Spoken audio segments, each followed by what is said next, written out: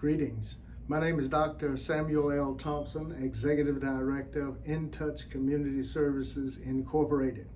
We're here to work with you and work for you as we work together to try to accomplish some goals, providing outreach to you as it relates to working with our young people and giving them the necessary tools that they need in order to accomplish this goal with the United States Department of Agriculture. It is so important that you know everything that you need to know about agriculture. Many of our young people do not know or understand that everything that we eat comes from the United States Department of Agriculture. The clothing we wear, everything about us comes from the USDA. But we're really excited because young people really need to know. And guess what? You're our future farmers, and you don't have to just be a farmer. You can be an engineer, you can be a scientist. All of these jobs are with the United States Department of Agriculture. So let's work and work hard, and we'll see you there. May God bless you.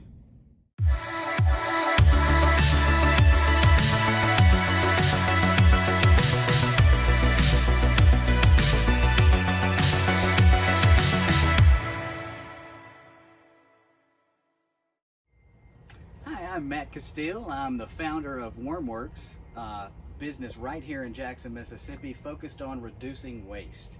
We actually compost organic waste from restaurants and farms and individuals around Jackson and turn that into amazing soil amendment or fertilizer. And we do that with the help of worms. These red worms are a special type of worm. Okay, it's not just any worm. These guys are earthworms, but they're a special type of earthworm. In fact, red wigglers are called epigeic worms. That means they live in the top part of the soil, okay? There are two other types of major earthworms, and they're those big night crawlers you see in the ground. They're kind of dark colored with sheeny blue and purples. Those guys are big, and they go straight down, and they create new pathways for water, air, other worms, and roots. The other type of earthworm are these guys that are a little bit smaller. They're lighter colored, but they're also earthworms, and they dig tunnels horizontally. So with the help of red worms being on top of the soil, they work together to make sure that the soil can grow healthy and happy plants. So let me show you a little bit more about how we reduce waste. So the first thing that happens is we will take waste. We'll either pick it up from a business location, or they'll bring it to us on the farm. We'll take that waste, whether it's banana peels, apple cores, carrots, any kind of things that were a plant, those can go into our composting system. We only want to stay away from meats, cheeses, other dairy, and greasy stuff, okay? The reason why we stay away from that is so that we won't attract big pests like raccoons and other guys that might become an issue. So we stay away from that. But could you compost those things? You could in moderation, but we stick to all organic products, right? All organic waste. Now at the farm here at Fertile Ground Farm, which is near our location as well, we take their farm waste, like when they prune the tomatoes or they prune the cucumbers. That means they cut leaves and they make it happier by taking dead pieces off or pieces that have been infested. I take those things and I actually put them in a hot compost, which is different than this, and I'll explain why. These are the two major types of composting, okay? One is hot composting or thermophilic. The other is cold composting, all right? And that's what we do with red worms. So when someone brings us their waste, we take it through a thermophilic or hot compost process first, most of the time. What that does is it brings the temperature way up. All right, I'll take those scraps, I'll mix it with wood chips or leaves or a combination of those things in paper, and I'll layer, layer, layer until it's in a big pile, and that pile will create heat as it breaks down. So that heat actually helps compost, all right? But we need oxygen to do that. So what I do after I have combined my kitchen scraps or the farm waste with the wood chips and the leaves is I turn it every day for a week or more sometimes. We turn that pile, which means you take the pile at the top and you literally turn it over. All right, you turn it into a new pile right next to it. And what that does is expose the whole group of organisms and waste and wood chips and leaves to oxygen. Because oxygen is very important in composting and breaking down material. So when we have that waste, we have it in a pile, it's heated up, I've turned it for a week or more, and then I take that product, I call it product, that material, and that is these kind of wood chippy, darker color pieces here. Most of it is decomposed. Most of it is okay to use as mulch in your garden even. What we do next is feed it to the worms. So we actually do a thermophilic or hot compost in conjunction with a cold compost. All right. So the worms here in each of these beds, we fill it up with bedding material, which can be leaves, wood chips. Again, the same type of materials that you would mix with your kitchen scraps, food scraps, or farm waste in the hot compost. So we do the same thing here in a lot of ways, but instead of doing it in a big pile, we spread it out so that oxygen can get to everything, and we add red worms. Now these red worms, that is their job, okay? In the environment, in nature, these guys decompose old leaves, twigs, old stumps. If you think about if you've ever been on a nature walk or a hike or around your neighborhood and you've seen a fell tree, a tree that fell down, right? Over time, that's going to decompose. We basically take the same process that's happening in the soil to help that wood decompose in our cold compost. All right?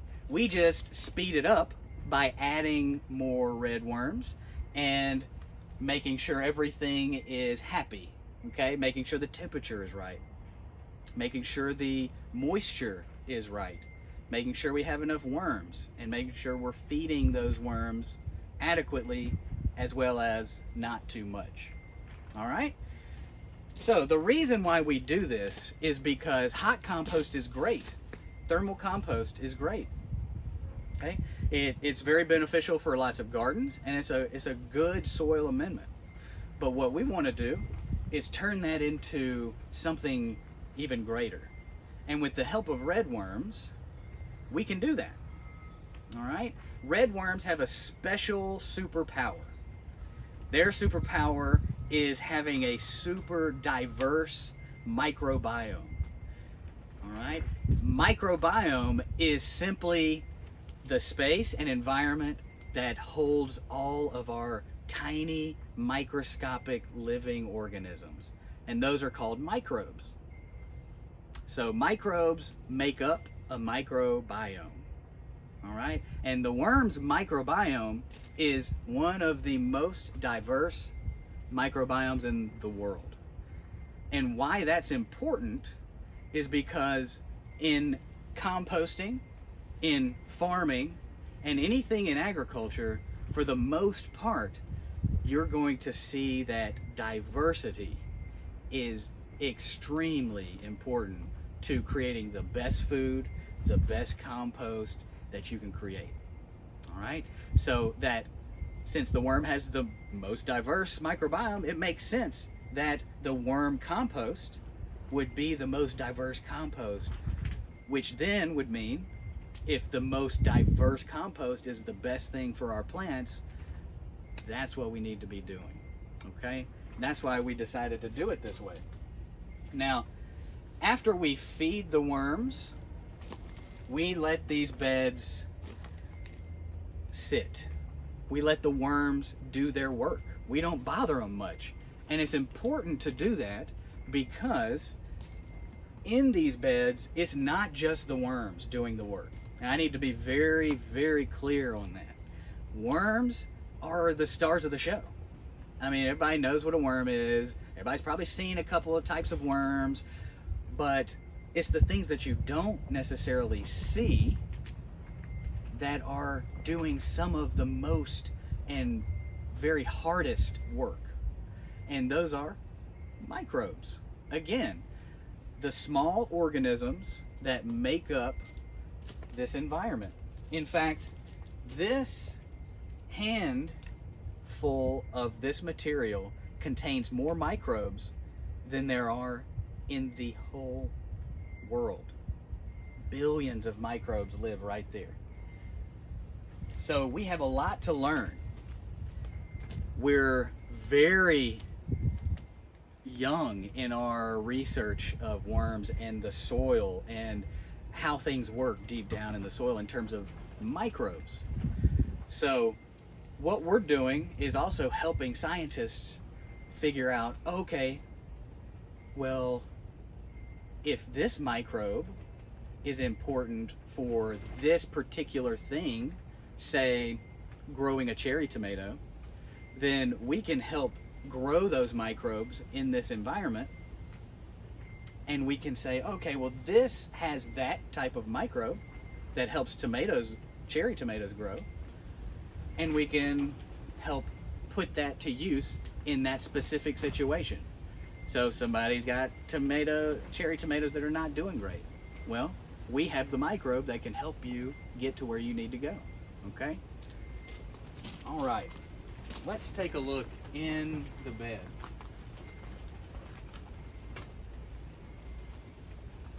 Right now, I want to see it. Let's check out some worms here. If you see this guy right here, okay, you see red worms are not greatly big worms. You see the babies there? In fact, they're one of the smallest types of earthworms.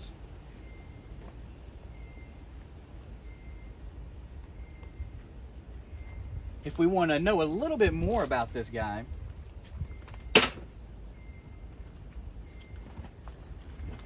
he is not quite mature, because mature red worms have a ring around them, a collar. You've probably seen it on other big worms, but this guy is a juvenile worm, which means all he does right now is help decompose. All right, that's all he's doing, is helping decompose material.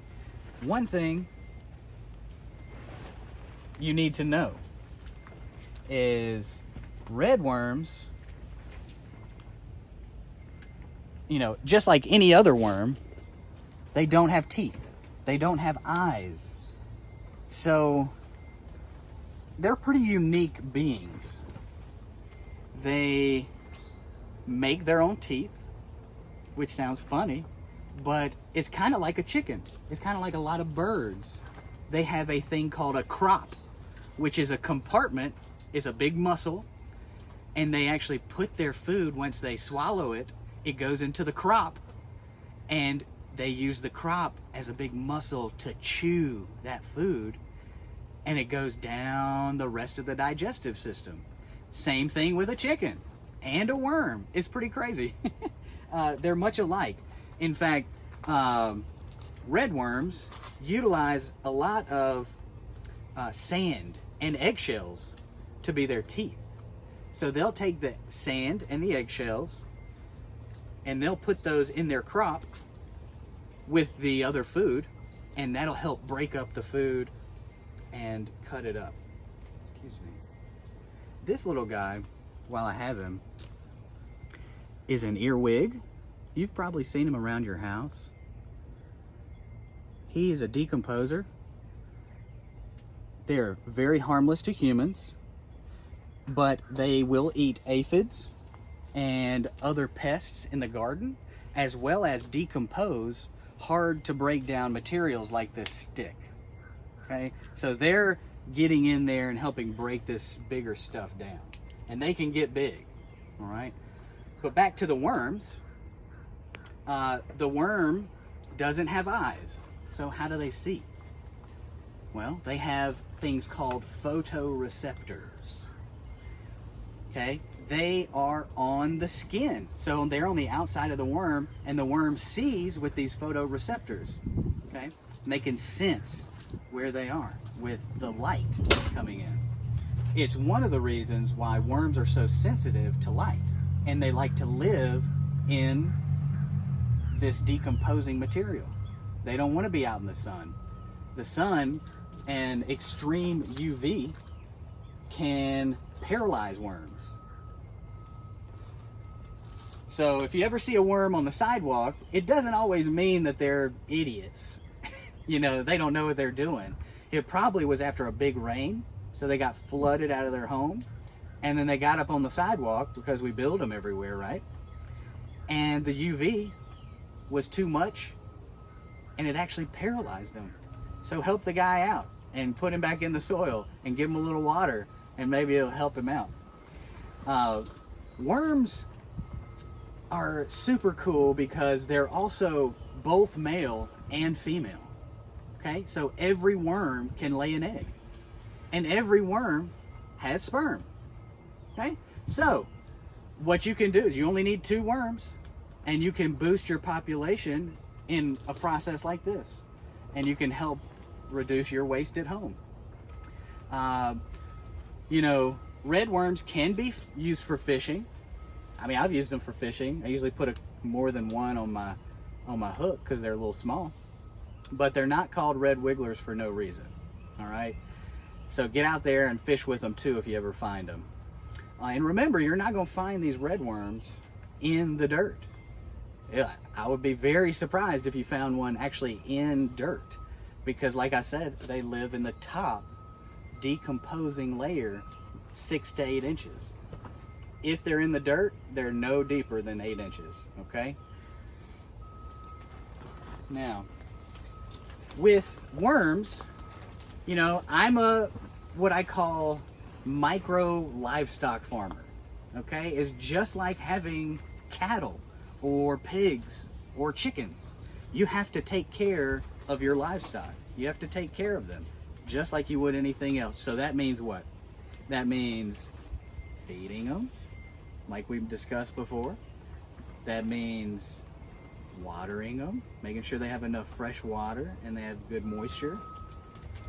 And that's super important because worms are consistent of 70 to 80% water, which that's pretty incredible, right? I mean, 70 to 80% water is a lot, and they need that amount of moisture to be healthy.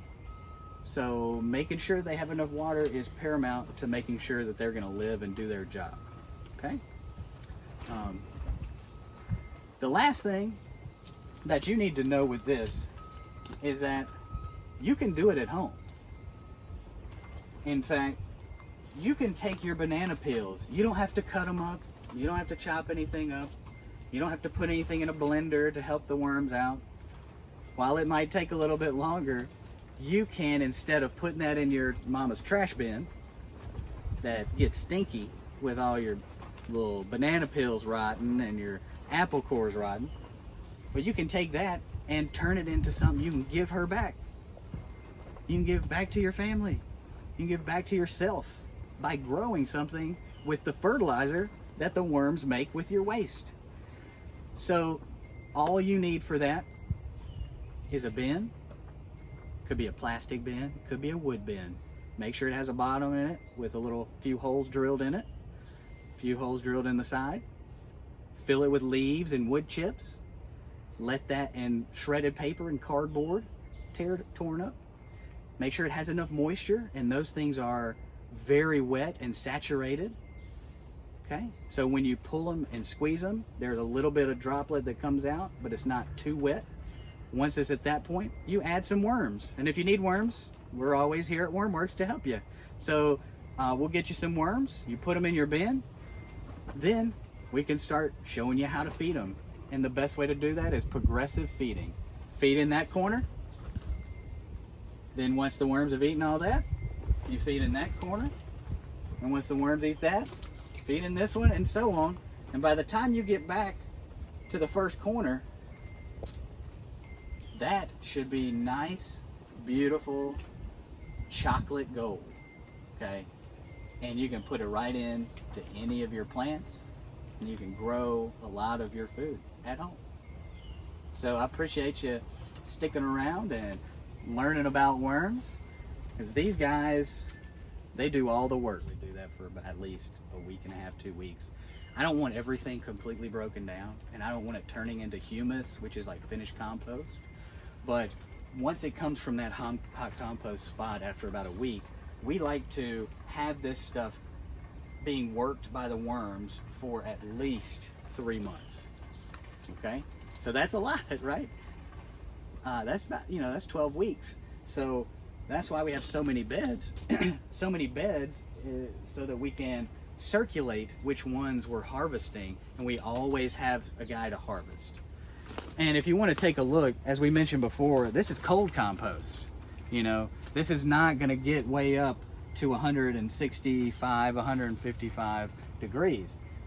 We're staying under 90, which is great. We really want it to be about 85, 70 in there. So we need to add moisture. You see, if you check your temperatures, you can adjust any of your variables like water or moisture, temperature, and bedding. All right, so what we did yesterday is we harvested those beds we just talked about, another earwig, and this is what we get. This beautiful stuff that used to be eggshells and coffee grounds and banana peels and apple cores and rice and all kinds of stuff. Farm waste. What we do with this is we take this, we bag it, we sell it like this, and you can put this, I put about a handful per plant to start, and then we add more as we go. Okay, now if you look at good compost, will always ball up just like this, and then it'll always easily break apart. Okay, you want to see it fall apart. This is still pretty wet from yesterday, but it's still doing it because the fall apart doesn't just have to do with the moisture, it has to do with the electrical charge. So this stuff actually has an electrical charge. So part of what we're talking about, if you've heard of pH and EH, pH is the number of protons that we're talking about. EH is the number of electrons, okay? And when we juxtapose them, proton is positive, electron is negative, right? So when we juxtapose them, we got to have the right ratio. And when it becomes broken down, finished compost, the process does that for us. So now we have a completely balanced food for plants. We also make liquid, which we call extract. Extract is simply what's in this compost in liquid form. So all we do is take a bunch of this, put it in a literal tea bag, okay? And we put that in my big brewer, which is just a big plastic brewer, and we infuse it with air. So we add oxygen. So we make sure that the environment is highly oxygenated, at least 2 parts per million. And if it's oxygenated like that, that ensures that beneficial microbes, remember that word again, beneficial microscopic organisms will be happy because they have to breathe just like us. So the worms breathe, the microbes breathe. We all need oxygen. So we infuse that with oxygen and everything becomes soluble, which means it gets put in liquid form. Okay? Now when plants eat, they eat through their roots. So it's important that they have water. That's why extract is so effective at feeding plants in a good way, is that all of the minerals, all of the microbes, all of the micronutrients and humic and fulvic acids and all the beneficial things in this compost are water soluble because plants need to take them up. And if they're not, it's because there is some kink in the system. So what that will do by putting extract on everything is that'll help regulate that system. Let's talk just slightly about some other organisms. All right. I don't know if you see this little guy right here and right here and right there. Those are baby roly-polies. And I don't know if you see real up close, but you can see these things jumping everywhere. Little guys jumping, jumping, jumping. Just take a look and see if you see. They are actually literally called springtails because they're very tiny, but they do use their tail as a spring. And they shoot up, and that's why you see them jumping all over the place. They are all extremely beneficial decomposers. Okay? They will work this stuff for another week before we sell it. Okay? We'll lay it flat out and they'll relocate to a new place to work some more more product, and then we'll use this in our gardens and we'll sell it to other people so they can use it in theirs. So it's not just worms, it's not just earwigs, it's not just roly-polies or springtails or other microbes, it's the whole soil food web. And that's what this is called. All these organisms, the beneficial fungus, the beneficial bacteria, all of that together is the food web. And that food web makes sure that our biological systems, they actually work right. So it's neat. Mother Nature knows what she's doing. What we're doing is just mimicking her. So when you want to come see me, you can come grab some of my gorgeous compost, or you can make your own.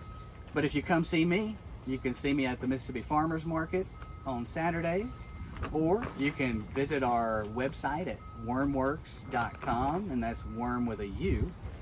And we do different variety of poundage, and 2-pound bags are $8, so we have something that's available for everybody, and you can get a 10-pound bag for $30. So it just depends on how much you need and how much you want.